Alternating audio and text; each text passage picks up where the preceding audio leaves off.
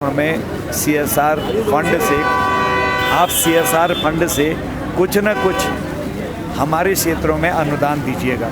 तो 26 लाख में उन्होंने अभी हमको बहुत अच्छे उपकरण जो सफाई से संबंधित है, लेटेस्ट उपकरण यहाँ नैनीताल के लिए दिए हैं। इसी तरह से कहीं के लिए हम उनसे वाहन मांग रहे हैं और कुछ जगहों के लिए हमने एम्बुलेंस मांगी है, वो अभी अंडर प्रोसेस हैं।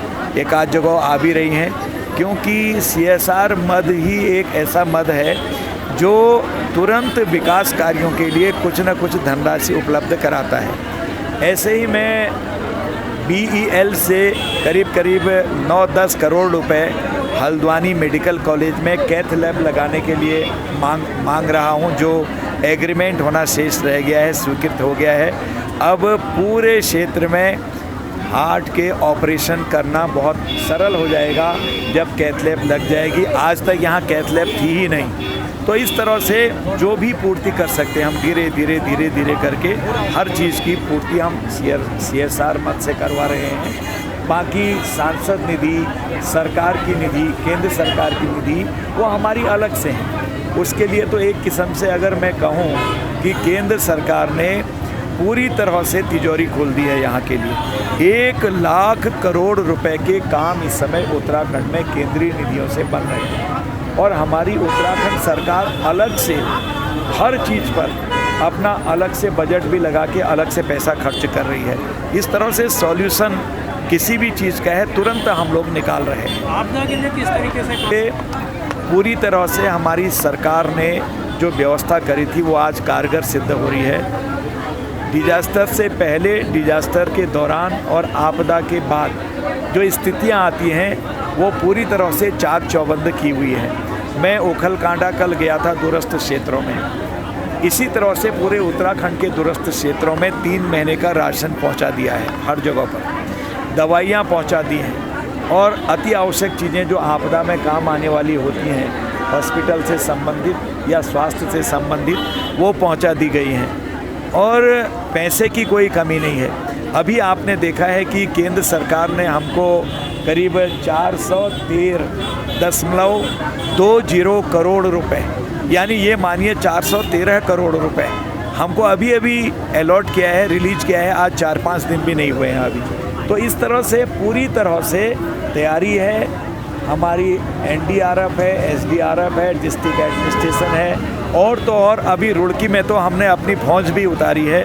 जब वहाँ पानी पूरी तरह से ऊपर आ गया था और कई जगह घुस गया था जिसमें जान माल का भी खतरा हो सकता था। एक आध कैजुअल्टी हुई हैं जिनको हम बचा नहीं पाए हैं, वो इत्तेफाक से हो गया है। मेरा ये कहना है सरकार जो है अवैध खनन पर, जो भी पुलों के ऊपर अवैध खनन की बात आ रही है, सरकार की दृष्टि है और उनकी जांचें भी चल रही हैं। रिपोर्ट आने के बाद पता लगेगा। और जो अवैध खनन है, सरकार ने स्पष्ट कहा है कि उनको छोड़ा नहीं जाएगा। अगर कहीं कोई ऐसा मामला आता है वो भी बख्शे नहीं जाएंगे।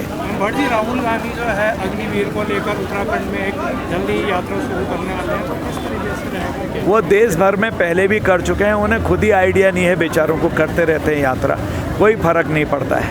वो स्टडी नहीं करते हैं। मुझे ज़्यादा बोलना उचित नहीं रहेगा अग्निवीर पर। जहाँ मेरी बेटियाँ, हमारी बेटियाँ उसके लिए आवेदन कर रही हैं तो उसके गुण दोष तो परख लिए ना। आज विश्व में अधिकांश जगहों पर ये प्रथा लागू है, तो इसलिए उसके बारे में कई बार हम बोल चुके हैं, संसद में हम बोल चुके हैं, उसके लाभ हम बोल चुके हैं, क्या होने वाला है उससे फ़ायदे ये हम बोल चुके हैं। तो राजीव जी को, राहुल गांधी जी को कुछ ना कुछ करना ही होता है। उन्होंने कहाँ यात्राएं नहीं करी अभी, वो ठीक है, करते रहें, विपक्ष का काम है। लेकिन बिल्कुल ही नासमझी है और विपक्ष जो है समझदार नहीं है, बचकाने काम करते हैं। एक बार भी नहीं बोला होगा कि मोदी जी को विश्व स्तर पर आज सब ने अपना एक किस्म से नेता जैसा माना है, वो सर्वमान्य नेता जैसे हो गए हैं। बधाई नहीं दी। इतने काम करा के ला रहे हैं मोदी जी बाहर से, इतने एग्रीमेंट हो रहे हैं देश के लिए, बधाई नहीं दी। और तो और कई देशों ने तो अपना सर्वोच्च सम्मान मोदी जी को दे दिया है, बधाई नहीं दी। अरे हमारी मतभेद हो सकते हैं, वोट की राजनीति में, प्रजातंत्र में होते रहते हैं, परंतु प्रधानमंत्री तो सबके हैं। उनको लगता है कि ये बीजेपी के प्रधानमंत्री हैं। भाई मोदी जी देश के प्रधानमंत्री हैं, कांग्रेस के प्रधानमंत्री हैं, भाजपा के हैं, बसपा के हैं, सपा के हैं, क्षेत्रीय पार्टियों के हैं, जन जन के हैं, जो पार्टी में नहीं है उनके हैं। सर जोशीमठ इन दिनों में फिर से चर्चाओं में है, विरोध शुरू होने लगा है, सरकार पर तमाम आरोप लगने लगे हैं। देख रही है सरकार, सब चीज़ें संज्ञान में है, बहुत गहराई से देख रहे हैं। आरोप प्रत्यारोप तो प्रजातंत्र का तकाजा है, लेकिन जो सही है सरकार वो रात दिन वो काम कर रही है। नुकसान न हो, जान माल को हानि न हो, इसके लिए सरकार की प्राथमिकता है। उसको बहुत गंभीरता से सरकार ने लिया है। मुख्यमंत्री जी खुद रात तक वहाँ कैंप करते रहे। मैं स्वयं वहाँ पर जोशीमठ में गया था, पूरी चीज़ों को एक एक करके देखा है और देश के प्रधानमंत्री जी ने एक एक चीज़ की मॉनिटरिंग करी है। किसी चीज़ की कमी कहीं नहीं आने दी जाएगी और जनता को कहीं पर भी दुख तकलीफ हो, ऐसी व्यवस्थाएं अगर कहीं पर होती हैं या ऐसी आपत्तियां कहीं पर आती हैं, उसके निराकरण के लिए दिन रात लगातार हमारी फोर्सेज, एनडीआरएफ, एसडीआरएफ, एडमिनिस्ट्रेशंस और तो और हमारी आर्मी बिल्कुल तैनात है। मंत्रिमंडल की बात होती है, मंत्रिमंडल में फेरबदल की सीमा सुरक्षा को लेकर किस तरह का आगे, किस तरह की सीमा सुरक्षा, किस तरह का स्टेप है गवर्नमेंट? नहीं, मेरा कुछ इसमें बोलना उचित नहीं रहेगा, नीतिगत विषय होते हैं, लेकिन मैं इतना ही बोल सकता हूँ कि जल में, थल में, नभ में हम आज बहुत मजबूत हैं। हमारी सीमाएं चाक चौबंदे हैं, किसी की हिम्मत नहीं है कि वो देश की तरफ आंख उठा के देख सके।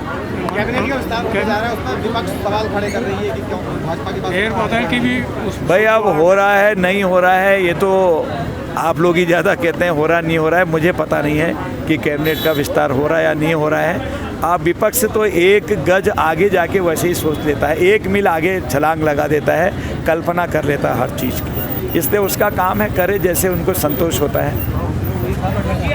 तभी तो उन्हीं के बारे में तो बोला हमने। आपके जो आप सुनिए, आप तो सुन लीजिए। हाँ तो हो रहा ना, देखिए ना, एक बात सुनिए। आज आपको पता है 4 महीने से तनख्वाह नहीं मिली। अभी आपके सामने वाल्मीकि भाइयों का, हमारे जो पर्यावरण मित्र हैं, उनकी बात आई, लेकिन वहाँ के सेक्रेटरी से बात करी तो उन्होंने पैसा डाल दिया। 3 दिन में आपने बता दिया हम तनख्वाह दे देंगे। बजट ऐसे ही तो आता है, रात को थोड़ी लाया जाता है। ये बजट गिरजा थोड़ी होती है, प्रोसेस होता है हमारा। इतनी बड़ी यहाँ पर जो ये लाइन बिछी थी आपकी सीवर लाइन, उसके लिए 1 अरब बजट आपके यहाँ आया है। 1 अरब 99 करोड़ आया तो 1 अरब मानिए, और उसी तरह से 177 करोड़ रुपए अभी आपका बलिया नाला के लिए जो 192 था उसमें और इंक्लूड करके बाकी इसके लिए है। पूरी सैद्धांतिक सहमति हो गई, कैबिनेट में आ गया। और मैं आपको अभी बता रहा हूँ कि 413 करोड़ रुपए अभी केंद्र सरकार ने 1 हफ्ता भी नहीं हुआ है रिलीज किया है इसी चीज़ के लिए। इसलिए बजट के लिए कोई कमी नहीं है, बस प्रस्ताव बने चले जाएं और हर एक की नहीं, अगर बलिया नाले के बजट का हिसाब लगाएंगे आज आप निकाल लीजिए।